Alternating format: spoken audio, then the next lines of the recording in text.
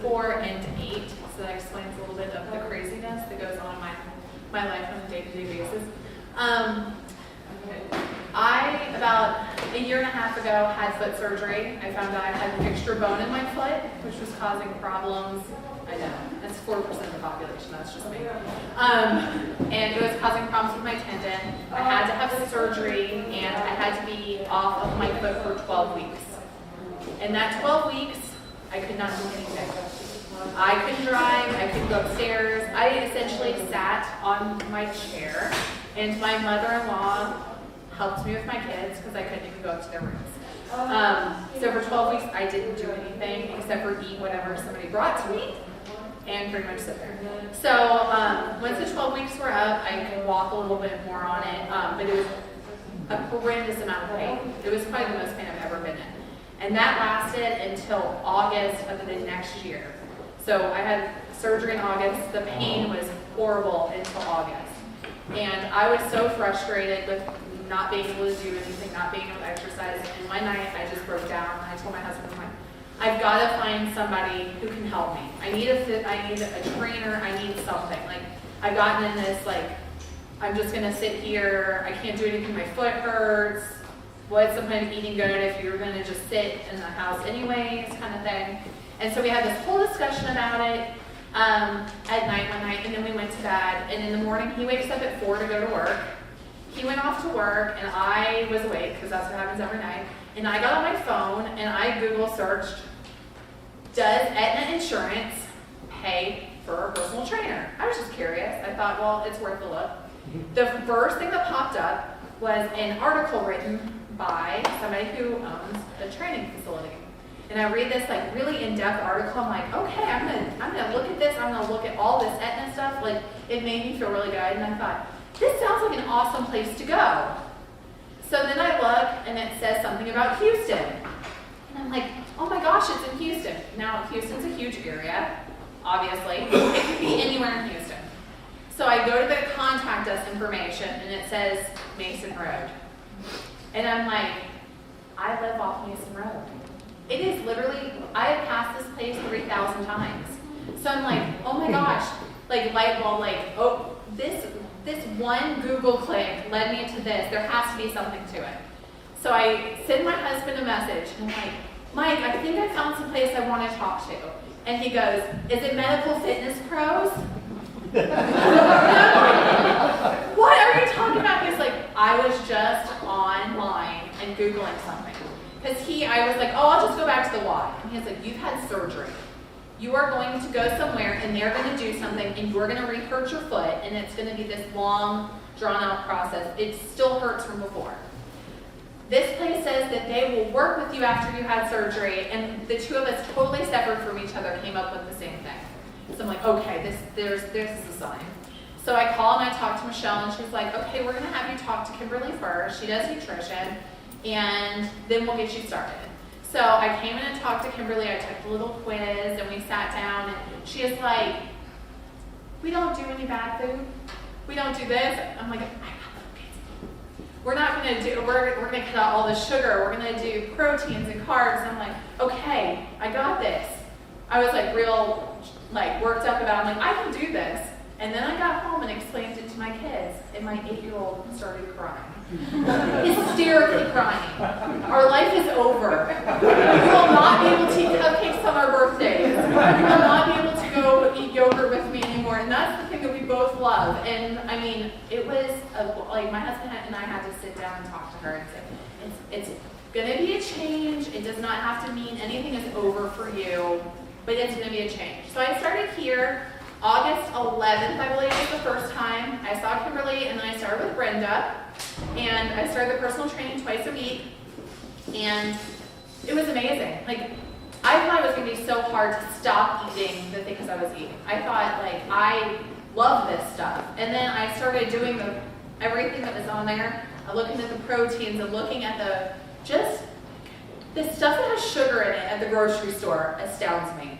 Like, canned peas have sugar in them. Like, things that you think, oh, this is good for you, like, all of a sudden you were realizing that there's sugar in everything.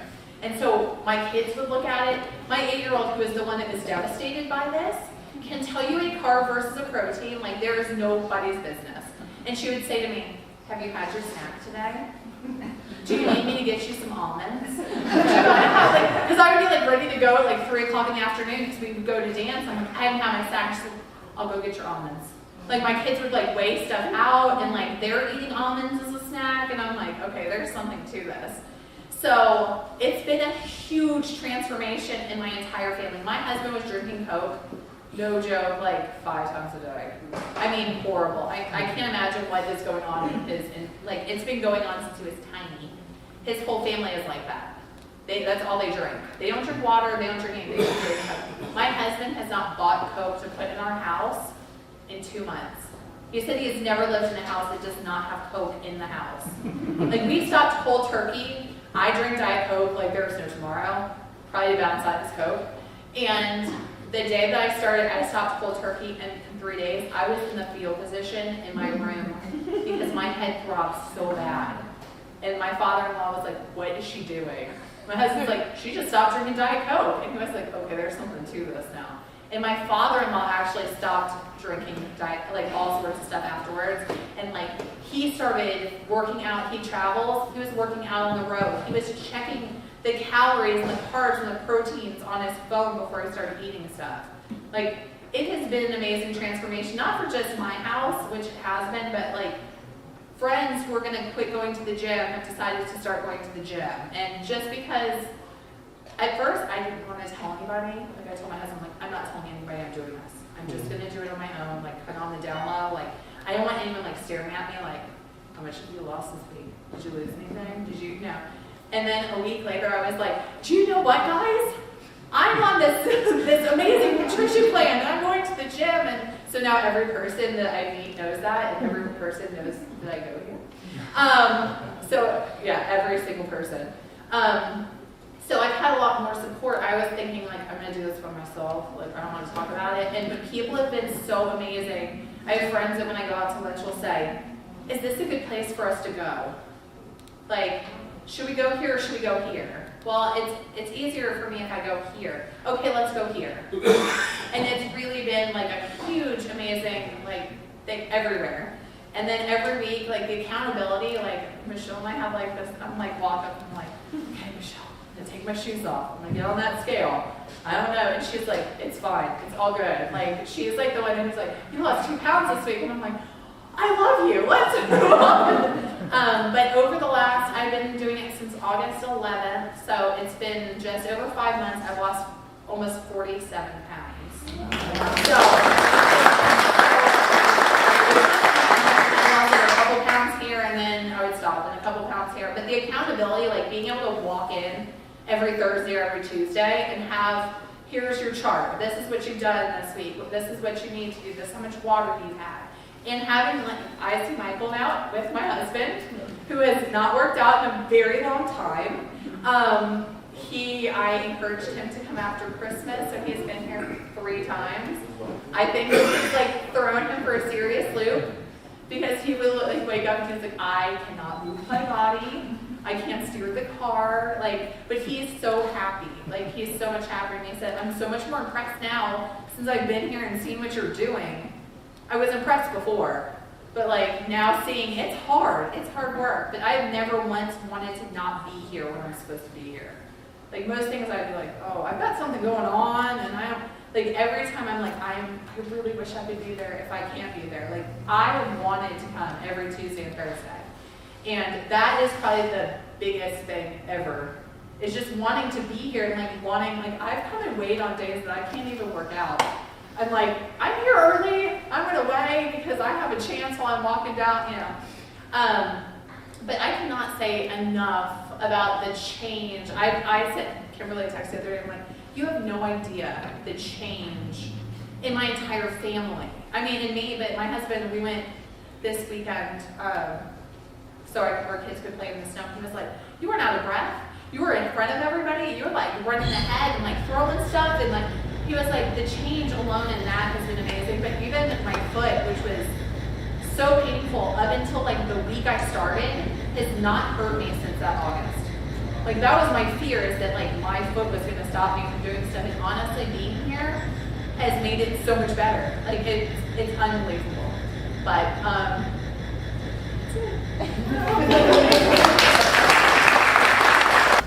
Hey everybody, my name is Dr. Cheng Ruan. I know most of you. For those who don't know me, I'm an internal medicine doctor. I practice about 1.5 miles that way in Medical Colleges of Texas. I came in today and I was like, oh man, who's gonna be here? And the people who are here, I'm really not surprised are here. There's people who just met me last week that are here, and there's people who've known me for quite a while, okay? There's people in every stage, okay, of their health and their story. There's some people that's just started on their health journey. Okay, I'm not gonna look at you because I know who you are. Okay, and there's some people who have been extremely successful in this very room. So I see a timeline of people. There's a huge timeline of people in this very room, and it excites me because it makes me feel like I'm doing something good for my patients. And for those people who just met me last week, there's about 8 of you. I'm really glad I convinced you to come here. But because there's something that I said in that first visit that you've ever seen me, there's something I said that made you come into this room. And whatever it is, I want you to think about it, okay? Who's heard me talk before? Okay, a few, yeah, of course you guys have. Okay. This talk is an evolution of all the talks I've had in the last year, okay? I do a lot of talks at different places, but we all grow, and I grew this last year. In 2015, it was a very interesting year for me. I grew a lot, and I'm gonna share with you some of these things. So, but the topic is making and breaking habits, but it's so much more than that. It's so much more than that. Ashley's story about how, she lost a dramatic amount of weight, talking about her foot coming in here and spreading that positivity to her family, to her kids, right? Think about what that means for a second. If I'm doing something good for myself, and then my family sees it, and they catch on, and they do the things that I do and feel good about themselves, okay, that thing carries on, not just to your kids or grandkids, it carries on 6, 7, 8, 9, 10 generations. So every choice that we make while we're alive on this earth will carry that many generations, okay? And that's especially true nowadays for those of you who have Facebook accounts and all the stuff like that. If you post anything online, your generations will look back to see what you posted. You think it's private, but it's not. They will look back to see what you posted. You're like, oh man, I need to take that post off. They'll look back to what you posted and see what progression and see what impression that you make, and that impression can carry on many generations. So we live in the technological world, right? We have the internet. Everything that we post online, every attitude that we have that expresses somebody is recorded. There's an electronic footprint that can be accessed sometime down the road. All right? So 2015, I told you, 2015 was a very interesting year for me because at the end of 2014, that's what I realized. I was like, oh crap, everything that I post online, my granddaughter is probably gonna read later down the line. And everything that I do, I better influence them too. So everything that I do, every second that I'm awake, with every one of my actions, I make sure that I make my children, my grandchildren, my great-great-grandchildren proud. Does that make sense so far? And that is my motivation. Okay, that's my motivation. So let's talk about habits for a second, and I'll tell you why I told you that story. So let's talk about habits for a second. So what's a habit? Can someone define what a habit is? Somebody yell out something. Huh? Something you do continually and without much thought. Okay, pattern, continuously, without much thought. Those are pretty the basic characteristics of a habit. Anything else about a habit? Some are good, some are bad. It's hard to stop, okay? What were you saying? Some are good, some are bad. Some are good, some are bad. There's different characteristics, right? Good or bad really depends on what you feel like is a good habit, what you feel like a bad habit. It may be different from what your spouse thinks or, what your kids think, right? The 8-year-old who thinks that not having ice cream ever again is, it's the end of his or her life, right? And so you guys hit it right to the point. A habit is something that we do over and over and over again because we don't think about it. It just happens automatically, right? So you have the big automatic cycle. It's like it's like the rinse cycle. It just happens automatically. All right, so why does it happen automatically? How did it get to this way? How did this momentum even start? Anybody have any ideas? Anybody ideas? Did it so many times. You did it so many times? Okay, so how many times do you have to do it for it to become automatic cycle? Please don't say 21. I hear this 21 thing over and over again. I would say 21. You're saying 21. 21 is a marketing term, okay? It's a marketing term because that is the number that sells, okay? They found out that the multiplication of two prime numbers, 3 times 7, is 21. That is a very attractive number for people. It's something that's able for companies to sell their products because people think they can do it for 21 days. If that 21 becomes 30, the product doesn't sell. If that 21 becomes 45, the product doesn't sell. It's a marketing term. So why are we so fixed to this 21? Because someone sometime back in the 1960s said it takes 21 days to form a habit, right? Where did that come from? I know at least one person in here who knows that. Where did that come from? Oh, actually, she's not here. Oh, so that came from a surgeon.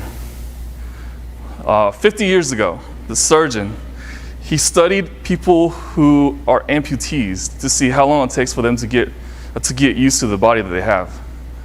How is that valid to the rest of us? It's not, because as an amputee, you don't have a choice but not have a leg or not have an arm, right? And it still takes you 21 days to get used to something like that. But habits and everything that we do for ourselves, we have a choice, all right? We have a choice, we make choices, and we don't make choices every single day. So it probably takes a lot longer than 21 days to make a habit. You agree with me? Everybody who's tried to do something 21 days continuously. And if you did something for 21 days continuously versus 45 days continuously versus 50 days continuously, it doesn't mean that you're going to form a habit. It just means that you did it, right? But does it mean that it's automatic after a certain amount of time? It's not like it's not like a car and you push a car and there's a momentum that goes on. It doesn't work like that. The human brain doesn't work like that. I mean, we're really weird creatures, humans, right? Because from the minute that we wake up to the minute we go to sleep, all we seek for is reward, right? Everything that we do is some sort of reward, right? Every action that we take is because we want some reward at the end of the day. If we go to work for a paycheck, all right, we go exercise because it makes us feel good. We eat ice cream because we grew up with the Bluebell, as kids, right? So for every action we have, there's a reward. And this is how habits are made. Habits are made because we continuously seek for rewards. And when we reward it with something, and something is easy, our brain makes it into a habit. Okay, so if we do something over and over again, like eating ice cream at night, all right, we do something over and over again, it's like, oh man, Bluebell is so good. We eat it at night. And then it becomes habit because it gives us that surge of pleasure every single night, right before bed, right? So every time I come home, I eat dinner, I do whatever I have to do, kiss my kids, put my kids to bed, and I sit down and I have a bowl of ice cream. Why? Because it makes me feel happy, right? It makes me feel excited that I'm having ice cream. And that's how habits are formed. Until you get to a time where you come home, you put the kids to bed, you sit down, and you realize you have no more Bluebell in the freezer. You start panicking. You're like, I have to go to H-E-B right now. I have to get some Bluebell, all right? And I hear this over and over again. I was like, why is that? Why is that? And these habits are formed because we seek pleasure. And when we're deprived of pleasure, that's when we go into emergency mode. Does that make sense? So, habits. So, it's cyclical, right? It's something that we do over and over and over and over again, okay? But yeah, I did tell you that a lot of these habits are derived from pleasure, right? But after a certain amount of time, your mind doesn't consider it to be pleasurable, but a necessity, and that's false too, right? And so that ice cream becomes a necessity, right? You guys ever drive to work but you don't know like how many red lights you stop by or how many lane changes you have? It's because it's so habitual, right? Back when we were, 16 years old, we started driving. It's like, oh, cool! I can change lanes. I can, do whatever because it's exciting for us. That excitement has left us after we've driven for a long time, and now we're using the act of driving to get to work. It's not a pleasurable thing because you're stuck in traffic, right? So our brain pushes the driving part. This portion right here, it deletes it from our brain and turns it into a habit. So we ignore this action because it's supposed to get us from point A to point B. So our brain is diverted to only care about point B, which is getting to work, right? And that happens to all of us. That's a natural human thing for it to happen, right? And so where does it stop? How many habits can we form on a daily basis? We can form in thousands and thousands of habits, and there's habits that you don't know about. There's habits that I do that I don't know about. My wife tells me all the time, but I don't believe her because they're habitual, right? And so a lot of times we don't know what our habits are unless we ask somebody else. But how many times do we really ask somebody else what our habits are? What do I do when I get home? I was like, really? I kick off my shoes all the way over there? We don't realize it's just something that happens, right? So, getting back to the point of driving, as I'm driving to work, I get to work, I sit down at work, I have no idea how far I've driven, no idea, how long I was on the road. It's just that I just got here. Hey, I got to work. I don't know how many miles per hour I drove. I don't know any of that stuff. And that's what happens as we go through current life. We get from point A to point B, and we start missing things in between. But it gets to a point where you get from point A to point B to point C to point D, and all of a sudden you look at point A to point D, and I'm like, why am I 30 pounds heavier all of a sudden, right? Why did I gain all that weight? And most people are like, I have no idea why I gained all that weight. Doc, nothing has changed. It must be my thyroid, right? I hear that all the time. It must be my thyroid. Something has changed. And 99% of the time is not the thyroid. I can guarantee you that right now. And so when I hear that, in my practice, for those of you who know me really well, I always ask you, what are you eating these days, right? What are you eating? What food are you eating, okay? And I'm not looking for an answer of what you're actually eating. This is the secret. What I'm looking for is to see if you remember what you ate, okay? This is the most common response that I get when I ask what you've been eating these days. I'm doing better. I try to eat a salad. I was like, no. I don't care about what you're trying to do. What did you eat yesterday? She's like, there was tomatoes and there was some bell peppers. It was really good. Was it a pizza? Yeah, it was a pizza. Okay. That happens so often, and you guys laugh now, but I laugh a lot in my clinic because I like to keep things light, but at the same time, that's a serious thing. A lot of times people use food to get from point A to point B like a vehicle, right? And in between, we don't remember what we've eaten. We just remember that I have to do this to get to here, and food is my vehicle, and all of a sudden I'm here and I'm 30 pounds heavier. How did that happen? You don't know how that happened because everything has been habitual, right? So you're not going to get this from a lot of doctors because it takes time to talk about this. So I'm glad you guys showed up. But when you have this force of habit, when I say, what are you eating these days? Everybody gets so nervous because they're like, oh, I don't know what to say, And it's not because you don't know what to say, it's because you truly don't remember. And then when you start remembering, you're like, okay, yeah, well, that's why I gained 30 pounds. Oh, yeah. Oh, yeah, Bluebell. Yeah, that's exactly why I gained 30 pounds. So all of a sudden, it's not the thyroid anymore. It's because you surface the habits. Habits are submerged under this water of life, and then you surface the habits. And once you surface the habits, you're able to see the habits, right?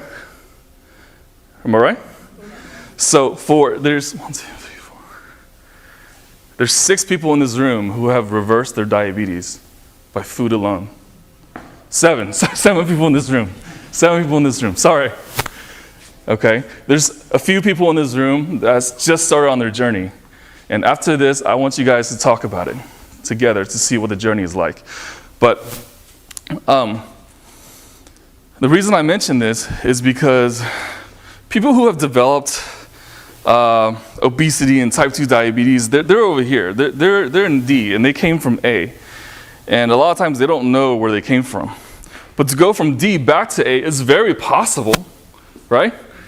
To go over here is very possible. Well, you just reverse everything that you did. So instead of not thinking about what you've been eating, start thinking about what you're doing. Instead of not tracking what you're doing and what you've been eating, start tracking it. So what happens when you track what you do? It surfaces all the habits, and you get to make a decision on whether you want to do that or not.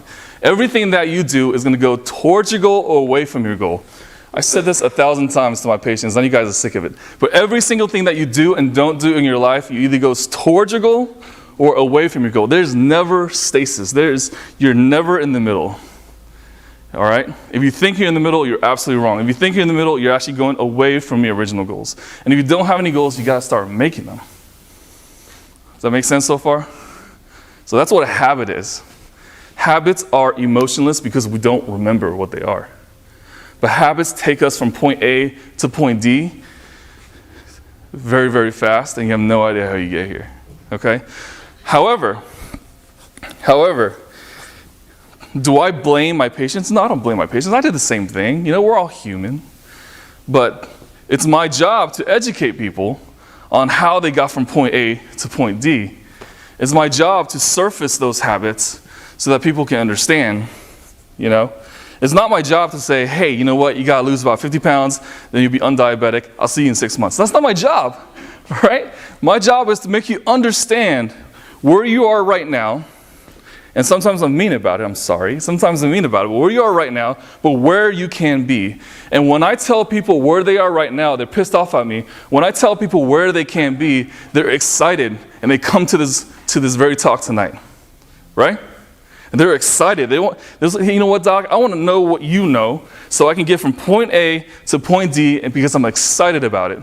Once you're excited about something, it's no longer a habit. You start analyzing every single thing that you do, then you start being empowered to take control of every choice that you make, right? And that makes me happy. I'm excited about it.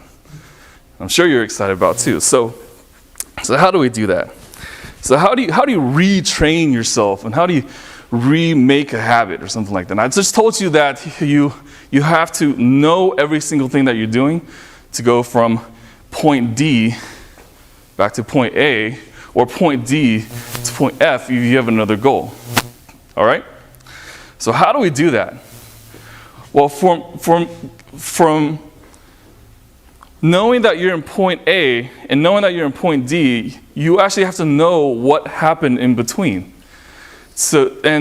By knowing what happened in between, you're able to make these decisions and make them last forever. And you can make decisions day after day after day, but you cannot do that if you don't have any goals, right? So there's a lot of you are in here, and I'm at my computer at my desk. I was like, all right, 3-month goal, okay. 6-month goal, all right. 1-year goal, what it is, and I put it on the paper, right? And so we make goals in my office. Why do we make goals in my office? We make goals in my office because it makes you have some sort of accountability in your mind, right? And so when you have goals, you have long-term goals, medium-term goals, and short-term goals, right? Now, why do you think it's important to make these goals? Just anybody, why is it important to make goals? Just yell it out. You have to know where you're going. You have to know where you're going, okay? What else? We have to measure progress. Measure progress, yeah, absolutely. So you have goals, and then whether you meet the goal or don't meet the goal, there's some sort of progress right there. Okay, what else? Why is it important to make goals? Gives you an accountability. Accountability, absolutely. Absolutely. Especially if you share your goals with other people, right? What else? It gives you achievement. Achievements. So this is the most important part about making goals, is victories. I told you that humans, from the moment you wake up to the moment you go to sleep, we search for pleasure. We're pleasure seekers, right? If you make goals for yourself every day and you meet those goals, those are your achievements. You're like, yes, I did it. I did it. I did this. I did this day after day after day. After 1 week, I have finished this, right? It gives you victories. It makes you happy. We're happy when we have victories, right? We're always happy when we have victories. And so, the people who have in this room who have reversed their diabetes, no longer on medications, 2 of you are no longer on insulin anymore. Those of you who have achieved so much already know the things that I'm saying, because these are the things that you guys have done. What you have done is that I know where I am. I no longer let life take me, oops, there's my microphone, take me by the shirt. I choose to walk this path, and I have goals for myself.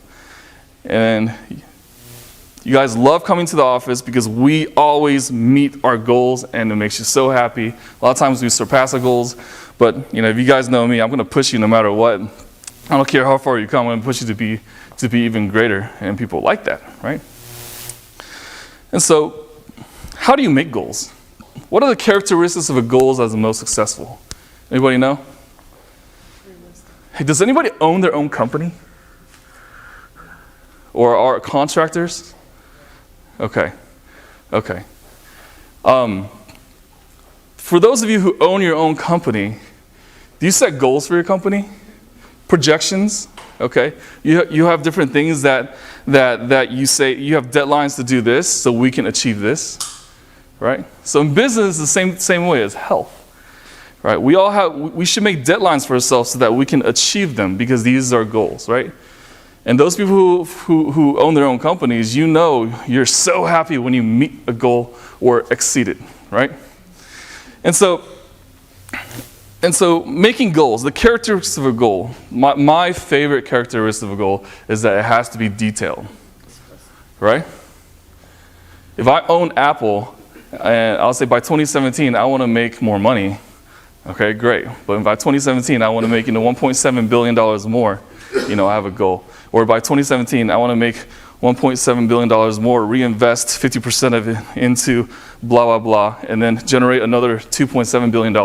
That's me, right? So that's called detailed goal making, right? So let's talk about health for a second. So someone told me earlier today that they want to lose 100 pounds in a year, okay? And he's surprised I didn't laugh at him. I was like, all right, let's separate that into actual months and what we can do. He's like, no, Doc, I was joking. I was like, well, you kind of need to lose 100 pounds in a year.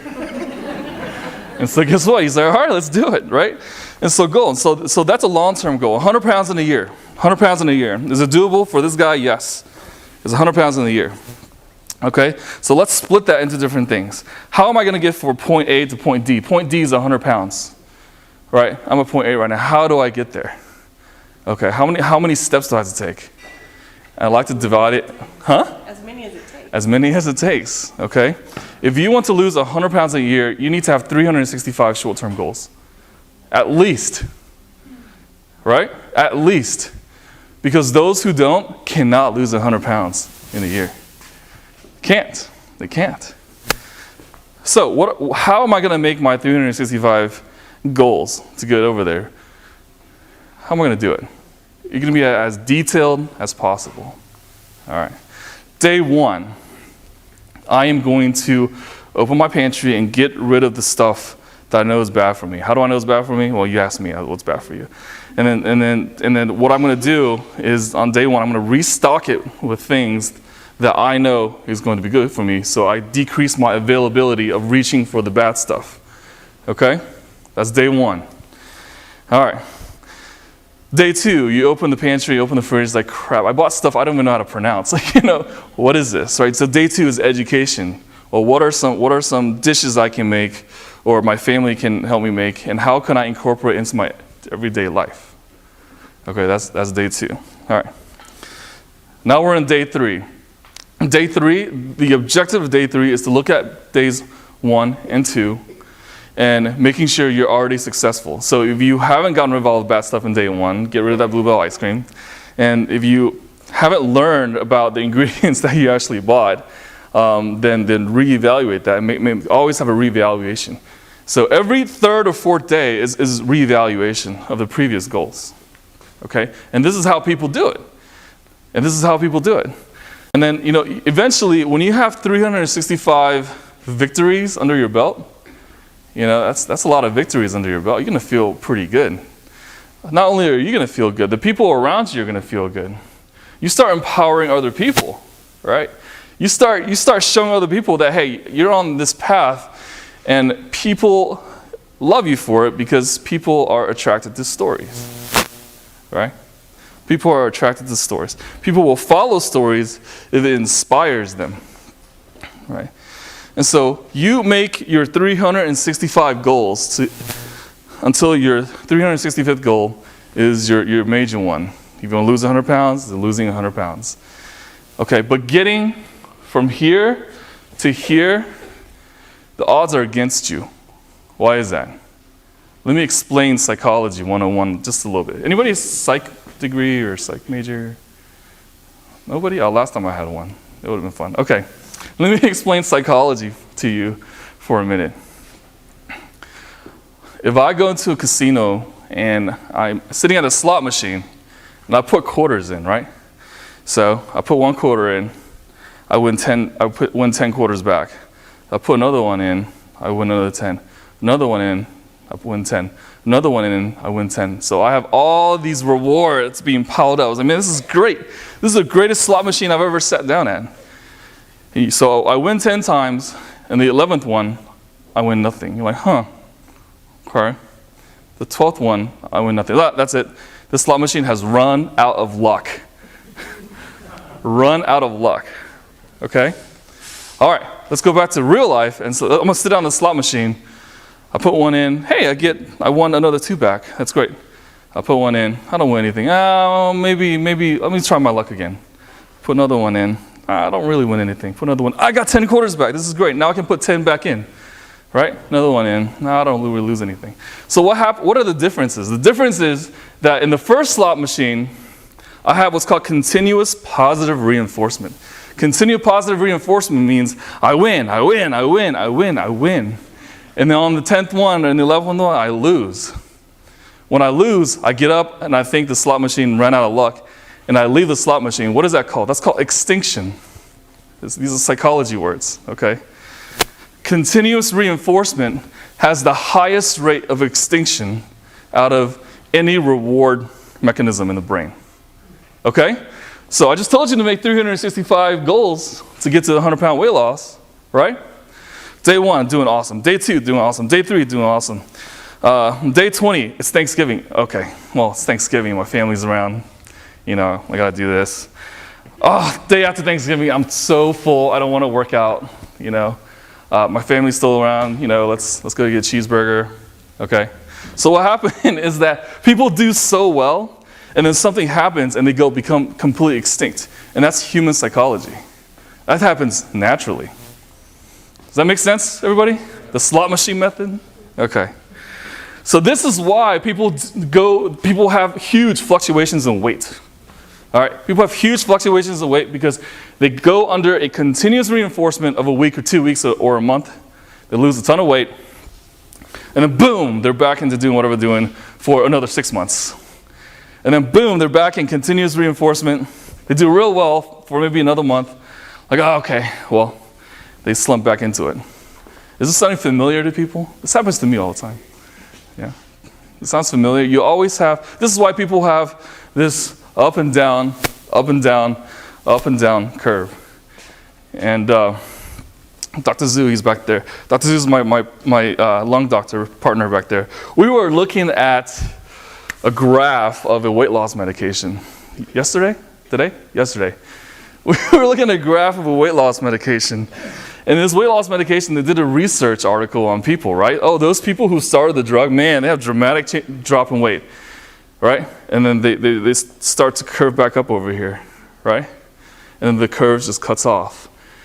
And the pharmaceutical rep was like, look, you have a weight loss between here. And Dr. Zhu was like, so what happens if you extend this curve out? There's not much of an answer for that. Oh, we don't know. We didn't continue the study beyond 3 months. Oh, how convenient. You didn't continue the study beyond 3 months. That's great, right? You say there's a 20% weight loss at the end of 3 months, but you didn't continue the study. So, you know, afterwards, I was curious. So what is other weight loss medications compared to this one? Everybody had the same dang curve. Why is that? It's human nature. You have continuous positive reinforcement because you're on this pill. You're like, I'm going to work out. We'll do real good. You're on this pill. You drop a lot of weight. And people are like, okay, I'm getting lazy, but I'm going to pop the pill, so maybe I'll lose some more weight. No, they're getting it back. All right, maybe that's a fluke. I'm going to pop some more pill. And these people start gaining it back because of continued reinforcements and with a high rate of extinction. Do you think the placebo would have the same curve? They did compare it to placebo. It does have the same curve, but obviously they have more weight loss. Yeah. But it's the same curve. It's the same curve. Every weight loss. Every weight loss. Phentermine, Belviq, Contrave, Qsimi, I can name all of them. Every weight loss medication. And so as a doctor, it really makes me not want to prescribe weight loss medicine, right? Because it's easy for me to prescribe a medicine, but you're down the line, you'd be pissed off at me because you gain all your weight back. It's like, doc, obviously this weight pill doesn't work. Give me another one, right? I hear that all the time. Oh, what you been eating? I don't know, right? So, but that's what's important, right? And so what I try to teach is that you have to have little successes. Log down what you eat for a month and bring it back to me in a month. Let's go over your actual logs, okay? And then if you don't lose weight, and then we'll talk about weight loss medications. And I have yet to prescribe a weight loss medicine when I use that tactic and people didn't lose weight. When people log down their food, they eat 25% less calories. That's also human psychiatry. Psychology, I shouldn't say psychiatry. He's in psychology. Why? Because when people start tracking, they're like, oh man, I don't want to write this down. The doctor's going to see it, man. All right, I'll just eat something else. What happened is that as people write it down and people log what they eat, they surface their habits, and now their habits on top of the water floating around so you can see it. All right? So how can you, well, if this is the case, if by human nature we're always undulating, going up and down in our success, so how do you plan for success? I mean, how does that work? How do people lose 100 pounds and keep it off? All right? And I'll tell you how. So the first part of being successful is making goals and detailed goals. Second part is planning for pitfalls into your goals. Okay, planning for pitfalls. We are only successful if we fail over and over and over again. The more times we fail, the more times we get to succeed, right? So how do you plan for pitfalls? You're at point A. I know damn well you're not going to work 3 hours a day. You work out 3 hours a day for the first week. Okay, your muscle's going to be sore, so don't have goals that over-exceed what they should be. So, let's say, hey, I'm going to be realistic. Okay, I'm going to do this and this and this by the end of month 1. I would like to lose 8 pounds by the end of month 1. Okay, 8 pounds a month, that adds up to about 100 pounds by the end of the year.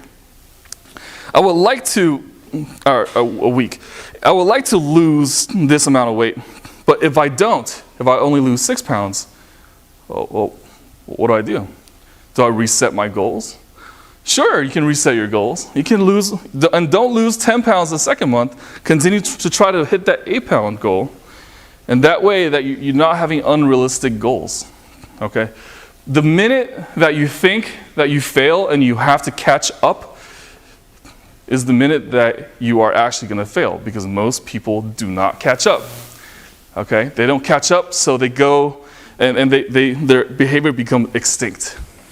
All right, so when you plan pitfalls into your goals, okay, you're having backup plans. You're overriding the cognition to have continuous reinforcement with extinction. You're overriding the extinction. Because, if I do really well for 3 months and then Thanksgiving hits, plan Thanksgiving into your plan. That's as simple as that. And then make sure that you go back the day after or 5 days after, right? And plan it into your plan. And that way that your failures will be part of your plan. I planned this failure. And I am glad I failed, because now I get to get back on the horse and replan. All right? So, making goals, making realistic goals, planning pitfalls into your goals. Okay? Everybody with me so far? Yeah? Everybody confused? Like, Doc, what the heck are you talking about? Nobody? No, everybody's good. All right, that's good. So, So as we make pitfalls into our plans, what happens is we realize as humans that our plans are never what we really planned in the first place. Our plans can morph. If you're one of those people who make a plan and you really have to stick to it, okay, reevaluate that, because your plans can morph. If I go from January to February to March and I do real well, in April, I get sick with the flu for 2 weeks or something like that, I fall off the wagon, right? People call it fall off the wagon. I don't really like that term. It sounds like it hurts. So people fall off the wagon. And this pitfall is not planned all of a sudden, right? Even if you plan pitfall, there's unexpected pitfalls, like getting the flu, right, in the springtime. Who does that? Who gets the flu in the springtime? But you did, and you're out for 2 weeks, okay?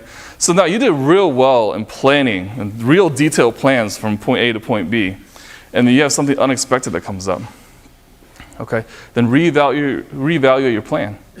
After I get over this flu, I'm going to do this and this and this. All right, don't stick to the original plan. It's unrealistic to stick to the original plan. Things change all the time, okay?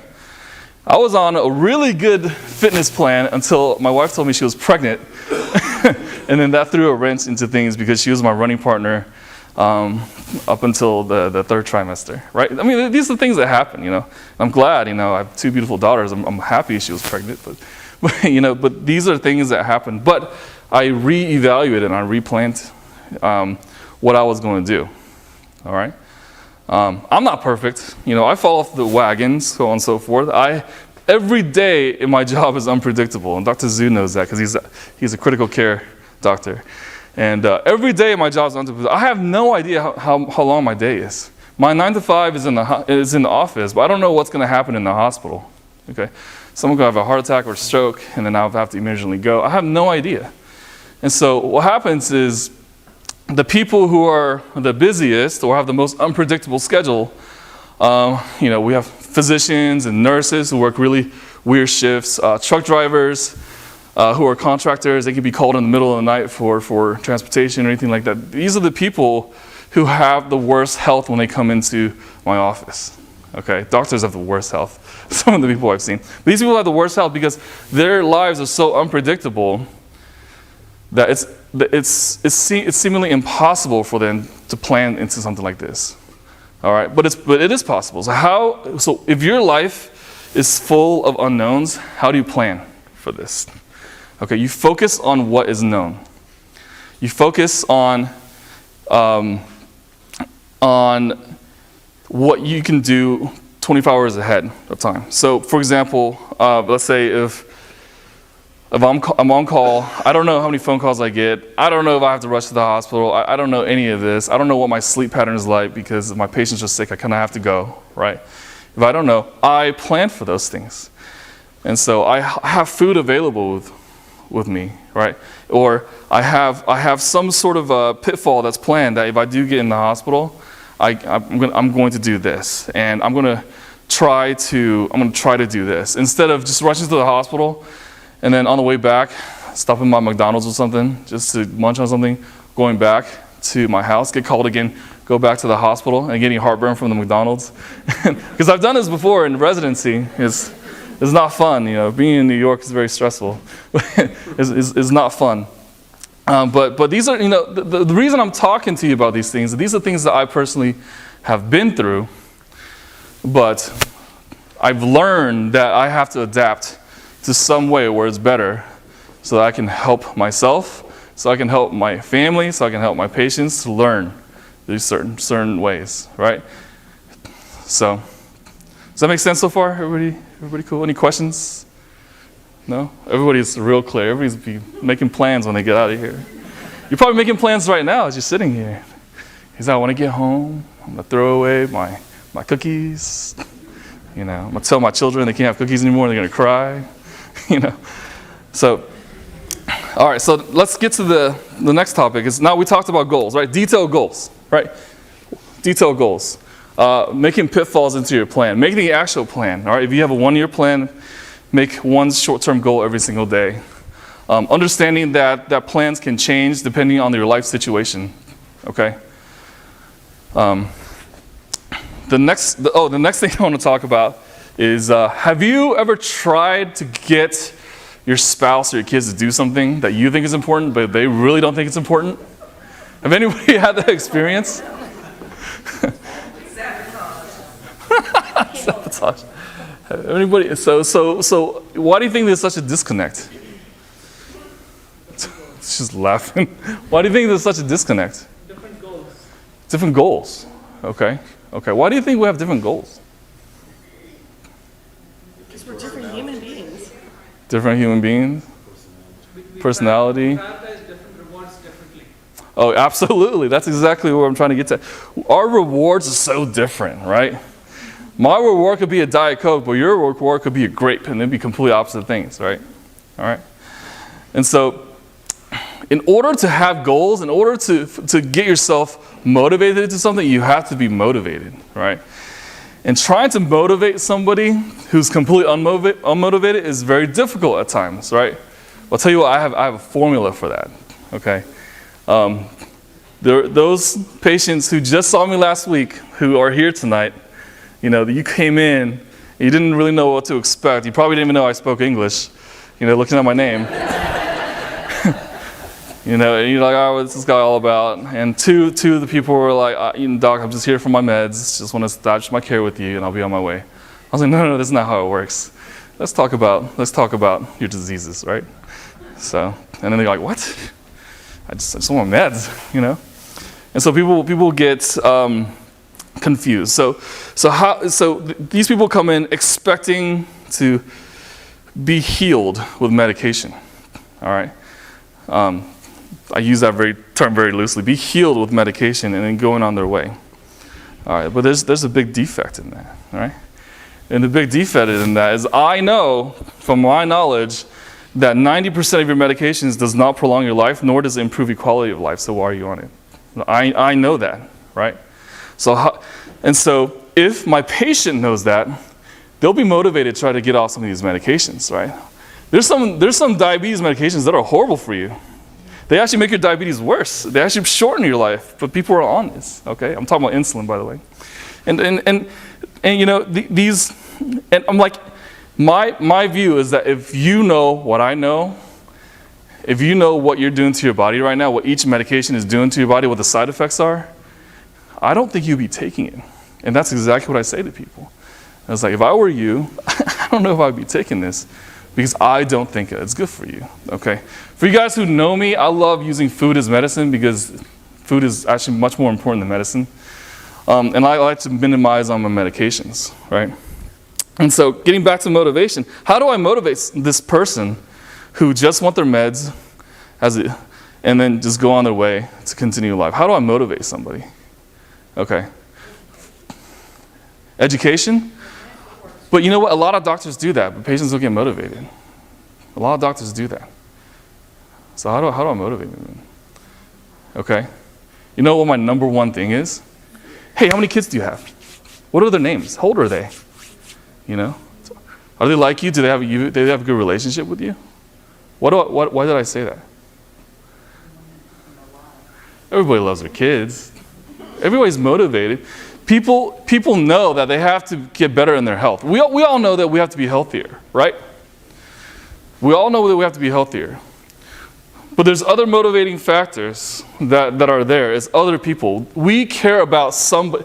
Every one of us cares about at least one person in our lives more than we care about ourselves, and we will give our lives for them. Correct? Yeah? Nod. Yeah? Okay. It's my job to find out who that is. It is my job to help you to see that and how your health is affecting that person. Okay, so what do I use kids? I use kids because of the very fact of what I said in the very beginning, and in Ashley's stories too, where if you do well for yourself, you influence your children, your children's children, your children's children's children, right? And people don't see that, and people don't realize that, okay? I had a person come in. The only reason he's not here today is because he just moved to Galveston, but he really wanted to be here. I had a person who I met him in August of 2013 when I first started practicing Katie. Okay, he was 410 pounds, and he told me that in my office that he really just wanted to die because he feels that he's inconvenienced his family. Okay, he said he can barely walk. He's in a scooter. He feels that he's really inconvenienced his family, and that doc, whatever you do not resuscitate me if anything happens. Let me just die naturally. Okay, let me just die naturally. Poorly controlled diabetic and all this stuff, right? And I talked to him. I was like, listen, who do you care about in your life? Who would you give your life for? All right, and he named his grandchildren. Okay, all right, good. How old are your grandchildren? 3, 4. And I think the old one's like in the early teens, maybe 12 or 13 at the time. I was like, so how do they feel about Grandpa? It's like there's like they see me and I feel so obese and I'm sitting in the scooter and I can't play with them and they hate me. Okay? I was like, all right, so what are their numbers? And so I was like, well, they're in my phone. I was like, well, let me call the oldest grandchildren. What's her name? Ashley. Okay, Ashley. I call Ashley, I put Ashley on speakers. Ashley, this is Dr. Ruan, how are you? I'm sitting Grandpa. Say hi to your grandpa. I say, hi, right? I was like, Ashley, how do you feel about Grandpa? She's like, oh, I can't wait for him to come home so we can play Monopoly together. I put her on mute. I was like, I don't think she hates you. I really don't think she hates you. Unmute. Okay, Ashley, well, you know what? I think your grandpa is going to be just fine. I'm just making sure that he's healthy. But he's going to come home and give you a hug and a kiss, okay? So, all right, love you, Grandpa. I was like, all right, close. Give phone back to him. At this point, the man was in tears. Why was the man in tears? Because he saw himself as something very ugly. He has zero motivation to continue living on life because he thought that people hated him. And that is a perception. And it's a perception that happens to everybody. Everybody. Okay? And he had tears in his eyes because when he heard the word Monopoly, he was just so ecstatic. He hadn't played Monopoly with his grandchildren in 2 weeks, and they usually do it every weekend. And I'm like, you know what? Monopoly is great. Like, tell me, what else do you do with your kids or with your grandkids? He tells me all the activities that they've done and all the creative paperwork that they've made him. I was like, I really don't think you want to die right now because you would piss your grandkids off, right? And then that's motivation, right? Okay, fast forward 2 years. Okay, he's 210 pounds. He's lighter than me, 210 pounds, much lighter than me. And he came into my office. He's about 5'10", I'm about 6'3". He's like, hey, doc, I am smaller than you. He points me in my chest. Ah, you're absolutely right. You're absolutely right. Okay. So what happened is that I took somebody who I thought had no motivation to live, okay? And people have been shunning him because he is 410 pounds. Okay, and I pointed out the joys in life. Everybody has some level of joy in their life. And that joy is the thing that's going to motivate them. Okay? You can set all the goals you want, but if you don't know what makes you happy in life, you got to reevaluate that because you're set up for failure. Does that make sense? So I told you how to set goals. But motivation is the number one factor that makes us happy. It's the number one factor that makes us happy. So I'm being recorded right now by a camera and I'm wearing this. Okay? One day my children are going to see the speech. And I'm going to be proud of it.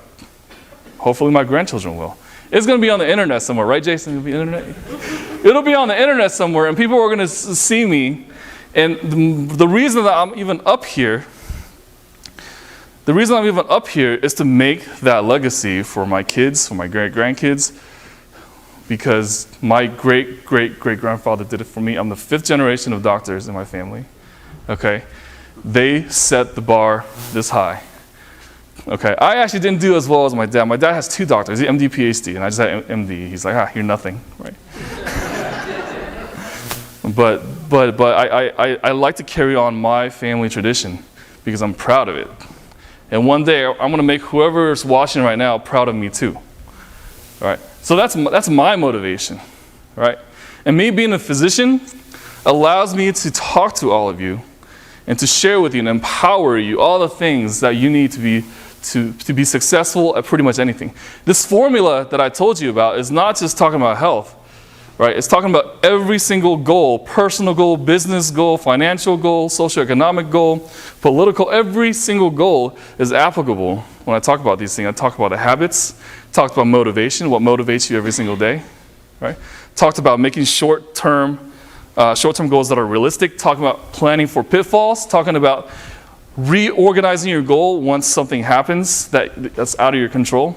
The people who are the best at adapting all these things are the most successful people that we consider successful in this generation, okay?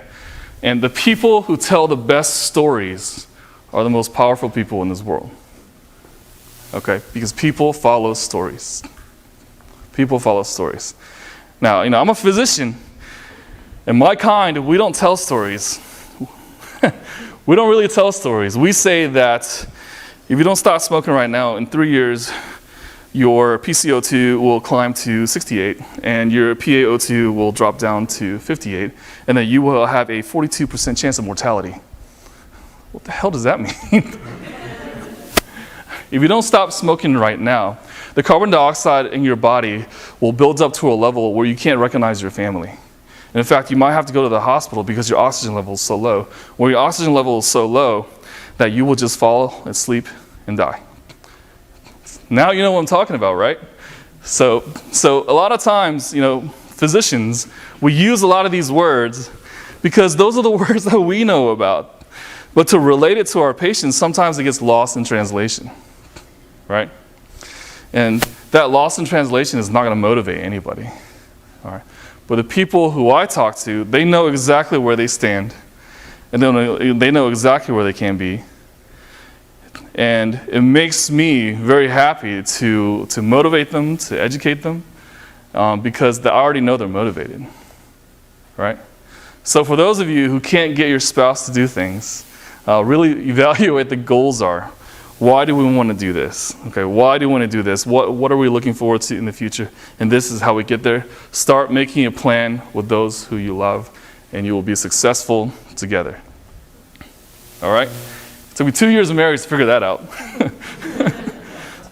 but I figured it out. All right. Everybody with me so far? Okay. Did anybody fall asleep? No, I'm just kidding. But anyway, so this is towards the end of my talk. So towards the end of my talk, I would like to answer questions, or I would like for anybody to tell the story. Does anybody want to tell their story? Yeah? There you go. Hi. My name is Troy Lynn. About 8 months ago, I was 240, 250 pounds. I smoked, I drank, I made some very poor lifestyle choices. I had one of my friends who's 35 years old had a stroke. He went to a bar, couldn't feel his feet, hands started tingling, right side of his face started, couldn't feel anything, and took him to the hospital. By the grace of God, he was saved. He's still now in the rehab hospital learning how to talk. So my mom goes, you know what? You're kind of in the same boat. I think you should go talk to a doctor. I was like, why? I'm doing all right. I'm living my life. I'm going out with my friends. I'm drinking, partying it up. 2 in the morning, going crazy. Smoking. I was doing about a pack and a half a day. And all that stuff. And next thing you know, like Dr. Ruan was saying, you start off A and you're a D, and there you are, 250 pounds, 240, 250 pounds. And I was like, how did that happen? I don't know. And that's when denial sets in. I don't want to face the truth. When you look at yourself in the mirror, you tell yourself things that that makes you get through the day, who you are as a person, mask who you really are. So finally, after my mom tells me and gets on my case about going to the doctor, I went to a doctor, and he says, okay, well, let's get a blood test. So we took a blood test and all that stuff, and I'm bebopping, I'm at work, and next thing you know, I get a call on my cell phone. Mr. Lin, the doctor really needs to see you. And I go, why? He goes, did I win the lottery or something? The doctor goes, no, this is important. He needs to see you like as soon as possible, like now. So I said, okay. So I asked my boss, I got some time off, and I drove to the doctor's office. And that's when they gave me the news. You have very high cholesterol. You have your blood sugar is through the roof. I mean, you know, I'm like, I don't understand what's going on here. You know, he goes, let me put it this way. We need to give you another blood test just to make sure that these findings are accurate. So I get another blood test, and I'm thinking, you know what? Maybe it's the pizza I ate last night, you know, and kind of threw off the test, right? So they call me back, and they go, okay, your blood tests are in, the doctor needs to see you. So I go back, and I'm just thinking, you know, come on, let's, you know, it's false positive, right? So they come in, and they look at me, and the doctor goes, Mr. Lin, you have diabetes. And I'm like, nobody in my family has diabetes. Okay? Are you sure? Yes, we're sure. We double checked. You're sure. Okay, so how do we fix this? I'm looking, you know, it's like aspirin. I can go to a store and buy it and take care of this problem like that, right? Not gonna happen. It says, we need to get you on insulin. You need to start checking your blood sugar. You need to do this, and this, and this, and this. And bear in mind, I just sat there and I just had the doctor deliver to me a life-changing, profound thing. Okay? And I'm sitting there going, what? I don't understand what you're talking about. And the doctor says, well, read this. And he gives me a bunch of these pamphlets. And I'm going, okay, well, what's what? So, you know, I don't know what's going on. I'm confused. I'm in shock. So, you know, I'm down. So I go to my friend Eric, who runs Red Oak Grill, and I said, you know, I explained to him what's going on in my life. I'm like, man, I hit this roadblock, and you know, and this is what I'm going through. I got saddled with this. He goes, you need to talk to Jason. And I go, who? I go, you need to talk to Jason. So I said, so I come here and I talk to Jason. And I go, man, this is my situation. You know, I got this. And I truly believe that God put me in the path. Jason saved my life. And I'm telling you that right now. He says, you need to go talk to Dr. Ruan. Okay? He goes, Dr. Ruan has a different way of looking at things. So I went to Dr. Ruan, and he took me into the room and said, man, you know what? I believe in you. I believe in what you're telling me, and I believe what you're capable of doing. And it says, you listen to Jason, and you do what I tell you to do, and I guarantee you, you're going to get to where you need to go. So, I don't know if any of you know what A1C levels are and all this other stuff, but I went this past Friday to get my A1C checked. I had a 5.6. I'm back to normal. I went from 250 pounds to 177 pounds for these two guys right here. So, first of all, if I'm to impart anything to you guys, believe in yourself. Believe in what you're capable of doing. Because let me tell you, if you listen to good advice, and you get good advice, and you seek out good advice, and you do what you need to do, okay? Yeah, I don't want to wake up at 6 o'clock in the morning, or 5:30 in the morning, drag my butt out of bed, and come down here and sweat. You know, I don't want to do that. I don't want to come back after work and work out. I don't want to do that. But you know what? It's a life choice. You got to do what you got to do. If you value who you are, like you were saying, if you value your kids and you value your life, you got to make those choices. You got to make those choices. I'm going to do what I have to do to get where I need to go. And pretty much, my life has changed. Okay, I stay away from negative people because I actually went on your Facebook page and there's a section on there that says how negative people can impact your life. let me tell you, they're like poison. You know, I'm sure some of you got friends, why are you doing that? You know, well, because I have type 2 diabetes, if I don't change my life, I'm not going to be around. So, I got to do what I got to do to get where I need to go. And it's these two guys. If you listen to what they have to say to the staff here, I guarantee you they're going to get you where you need to go. Thank you.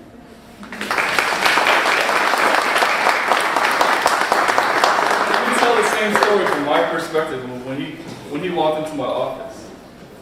When he walked into my office, he was in a state of shock and disbelief, right? From the first doctor who told him all these different things, hand pamphlets, and just kind of, here's, do this. And I walked in, and I see this man, and he's very bewildered. He's like, no, this can't be happening to me. Yet I'm here in the doctor's office. No, this can't be happening to me. Yet, is it really happening to me? Okay. So when I talk to him, he has an impression about himself that, I know that I'm in a state of funk. I know I'm down here. I know I want to get here, but I'm just really not sure how, and do I really have to get here? And so what I did, I told him, I don't know if you remember this. I was like, stop talking right now. Sit down. The first thing I have to tell you is that I believe that you can reverse this diabetes, and I believe that you can do it in a very short amount of time. And he told me, Doc, I just don't want to be on medicine. I just don't want to be on medicine. I told him, I was like, and I don't know if you remember this either, but I told you that there's a 50% chance that you may pass away in the next 5 years based just on your blood sugars right now. Right now. Okay? And then he's gotten to a point where he lost so much weight, and now his A1C is 5.6. What did you start at? 12? Something like that. 12, I think 12 point something. Okay, so his average blood sugar was around about 420 or so. And now he's normal. And this 8 months ago? Yeah, 6, 7, yeah. 6, 7 months ago. Yeah. 6, 7 months ago. Yeah. It's amazing, right? And then, and you also don't know this, but you're one of the people that really got me thinking about developing some sort of a system to reverse diabetes, okay? And, we kind of did that over the last couple of months. And it's using what you used, it's using what a lot of other patients used who have developed reverse diabetes. So we have this diabetes reversal thing that's really based on food. It says focus is on food. Focus is on the food that you eat, focus is on where your blood sugars are, and the focus is on making good choices. Okay. So what are making good choices mean? Making good choices is not talking about I am only going to eat 2 fries instead of 10. It's not talking about I am going to eat half a biscuit instead of the whole one. Making good choices is not going to talk about I'm only going to eat 1, maybe 2 pieces of candy instead of 10. Okay? Why is that? And the reason is because I told you one thing about human psychology is that with continuous reinforcement, you have extinction. The other thing is that as humans, we cannot handle a restrictive mindset. Okay? If I tell you to eat less carbs, okay, that's not enough. Because if I tell you to, don't think of a pink elephant, you'll be thinking of a pink elephant, right? And because as humans, since we cannot have a restrictive mindset, the best way to go about being successful is a substitute mindset. So instead of eating a whole biscuit, eat an apple, eat something else. Okay, substitute it. Okay, do not restrict on anything. Eat the foods that are going to make you go from point A to point D. Okay, because even if you eat 10 fries or you eat 2 fries, you're going backwards. Does that make sense? Because we cannot handle this. We cannot handle the restrictive mindset. I want to talk real brief about addictions. I was going to talk about this, but I totally forgot. Let me talk about what addiction is. Anybody know what addiction is? Define addiction. We use the same type of medication, but the effect is less. So it requires more instead of effect. Okay, medications, yeah. Okay. That is not addiction, that's dependence. It's very different. What is addiction? think addiction is something like a habit. It's something you do all the time. So Over and over again. Except that But with an addiction, there's either going to be a form of either psychological or biochemical response in your body that makes you want to keep craving. That you in a sense, you cannot keep, you literally cannot keep going without going towards the thing that you're addicted to. okay, that's good. so yeah, It's in your brain. it's in your brain. Right, absolutely. Everybody agree that's what addiction is? It's something that keeps you hooked, right? That's in your brain. It's something that's biochemical, right? I'll tell you, everything's biochemical. Every mood that you have is biochemical. There's something going on in your brain biochemically. So every sort of mood, every sort of sadness, anger, everything is biochemical. But what is the biochemistry behind addiction? And you guys should know this. Serotonin. Probably serotonin. Like the serotonin Serotonin. response. Yes and no. Serotonin, it's more a dopamine response. Okay, I'm going to teach you what addiction is and how you can combat any single addiction. Okay? Do I have time? Is it okay for me to talk? Go ahead. 2 minutes. Okay. All right, addiction. Addiction is something that's in your brain. It's something that you want to do over and over again. If you don't do it, you're pissed off. Right? You get that feeling where you have to do it because every time that you do something and it has this response, the dopamine shoots up. What is the most addictive substance on the face of the earth? Sugar. It's more addictive than morphine and cocaine and heroin, all that combined is sugar. Okay, what's more addictive than sugar? Processed sugar. Okay? Processed sugar. When someone eats processed sugar, it sends a dopamine response into the brain. The dopamine response, it lights up different areas of the brain. If I did a functional MRI on you, I could actually see your addiction response.